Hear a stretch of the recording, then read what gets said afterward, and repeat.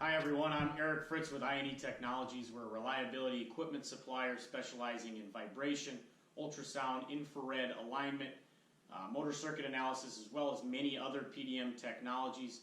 We also supply training for the implementation of all of our products, which is the reason for our video series. If you have any feedback or any other product videos you'd like us to cover, feel free to reach out to us at any time. You can find us at our website, www.ietechnologiesllc.com. If you have any interest in the products that we're supplying, we can also help with that. Thank you, and I hope you enjoy the video.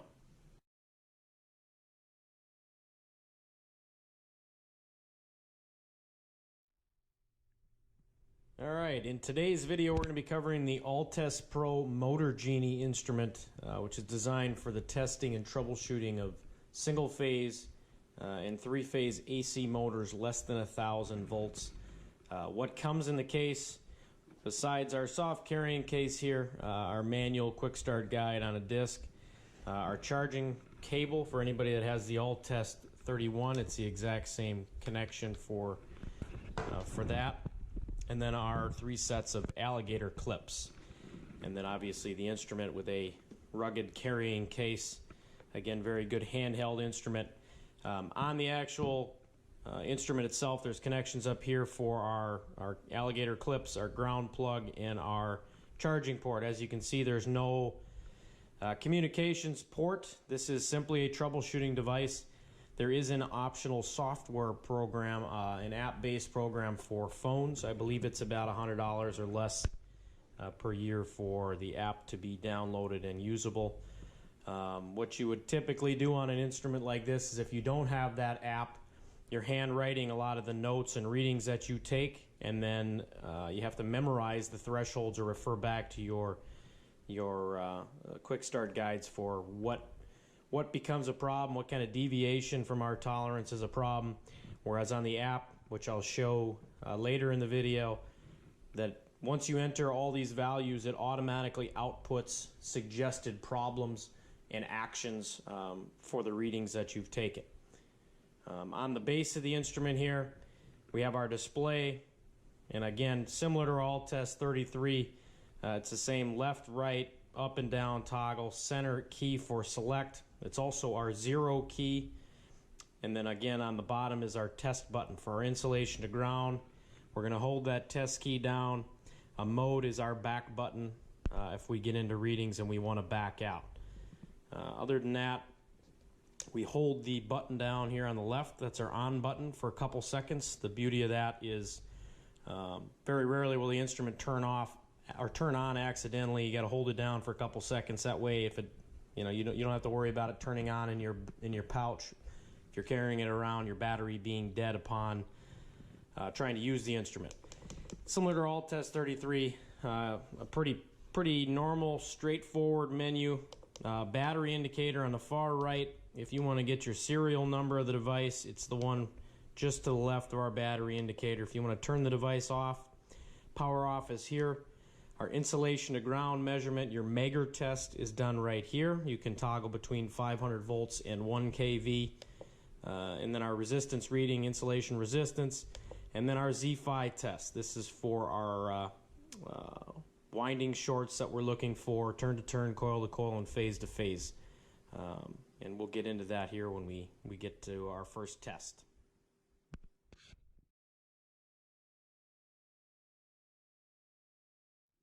Alright, here we are ready to take some measurements on our three-phase AC demo motor here with our All-Test Motor Genie. I have the app open. This is the free app that I mentioned. It is good for phones and tablets. And basically what I'm going to do is take a test, and it's asking me for my motor ID first. It's the ABB1. That's the entered name that I chose. We have the ability to create PDFs and reports from this template and email them directly or text them from your phone if you have Wi-Fi enabled. So you're going to want to make sure you name this however you plan on sending this out to management or a customer or a coworker. I name mine ABB1. And again, we're going to walk through this instrument, taking test by test. The first one that we're going to take is our INS test, which is our insulation to ground test. So I'm going to go in here, and it's going to ask me to connect my leads. And I'm connecting my ground to the ground connection on the motor. And we're going to connect one of the clips to any one of the connections on the any one of the phases on the motor, and then all we're going to do is hold the test button down until we get a stable reading. Here's our test frequency. We can go between 500 volts and 1 kV. I'm going to hold the test key down until we get a stable reading, 500 volts. Exactly what we're looking for, and I'm going to enter that value on the app. 500 volts. Right below there I have my test voltage, so the app knows what I tested at. And then our next one is going to be our resistance readings. So I'm going to disconnect here again, and I'm going to hit the OK key on resistance. Connect red and black leads together, press 0 or OK. So basically it's asking us to zero these clips, and you're going to want to take the bottom teeth together on this, go on the instrument and hit OK, and it's going to zero them. Then it's going to ask us to connect to the motor. Connect leads to the motor, then press OK. So I'm going to connect here, and I'm going to try and do this in the same sequence for all of our tests. So we're going to do phase 1 to 2 first, then 1 to 3, and then 2 to 3 to finish for both our resistance and our Z-Fi test. And I have all my leads labeled, ready to go. So all I'm going to do is hit the OK key, and I'm going to jot these values down as I go in my app. So for phase 1 to 2, I'm going to enter 17.8 ohms. And then I'm going to go to phase 2 to 3, or excuse me, 1 to 3. Make sure the leads aren't touching. Hit OK. And again, I'm going to jot this value down. We're looking for any kind of deviation between the phases for this. This is simulating our voltmeter or digital multimeter test. And again, on the motor, we're going to connect from 2 to 3 as our last test for resistance. Hit OK. The first test that we took again was going to be our Megger test. So based on what we've seen here with this motor, using a Megger and a voltmeter or digital multimeter, everything checks out. So we're only getting partial amount of the picture here. As I enter that value, it gives us a conclusion. 0 deviation between the phases, which ultimately is what we're looking for. And again, as I go down, green means good, obviously. So the next portion of the test, we're going to back out, and we're going to move over to the Z-Fi test on the instrument. I'm going to disconnect the leads again, and we're going to start from scratch, and we're going to get our impedance, current frequency response, and our phase angle as I jump through the test. So I hit the Z-Fi test, and I'm going to connect my ground again to the motor, and again doing the same sequence. I'm going to go 1 to 2 first, 1 to 3 second, and 2 to 3 last. So it's already automatically collected data on this setup. So for our impedance, 401, our phase angle down here is going to be what looks to be 64 degrees in the right. This is our test frequency down here. So I'm going to enter 64. And then what we're going to do here is we're going to hit the OK button. Excuse me, we're going to hit the test button. And it's going to double our test frequency. And this is what we're looking for here for our current frequency response. So -28 is the value we're going to enter. And we're going to do this all again with our next connection. So on the instrument, I'm just going to hit the test key again. And I'm going to switch from 1 to 2 to 1 to 3.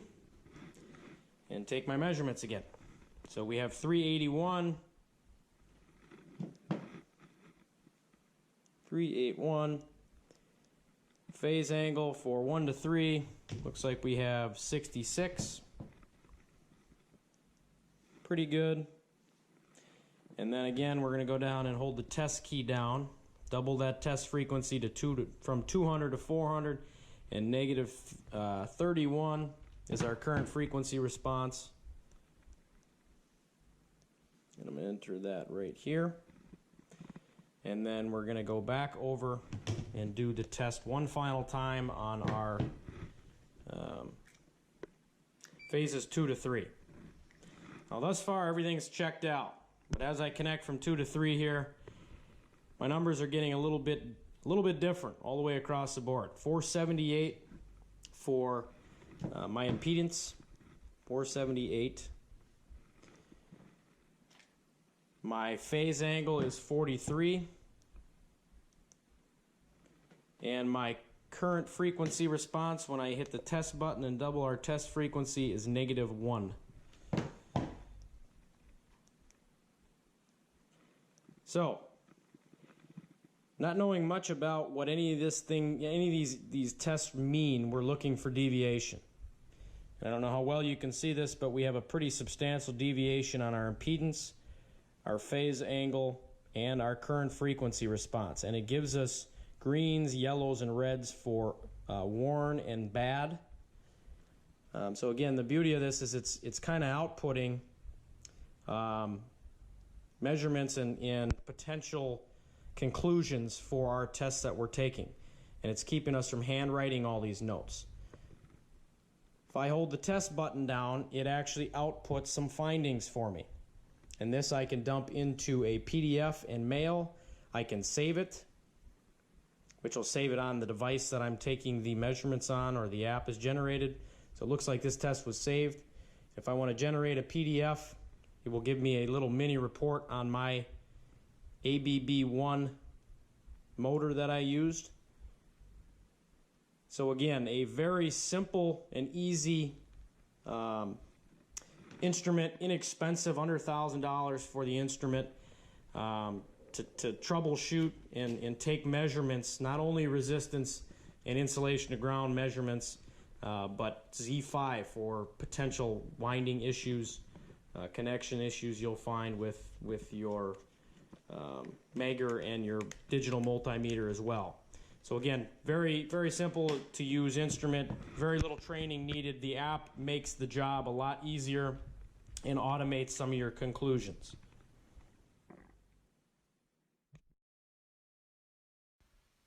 If you enjoyed the video, feel free to subscribe and hit the like button below.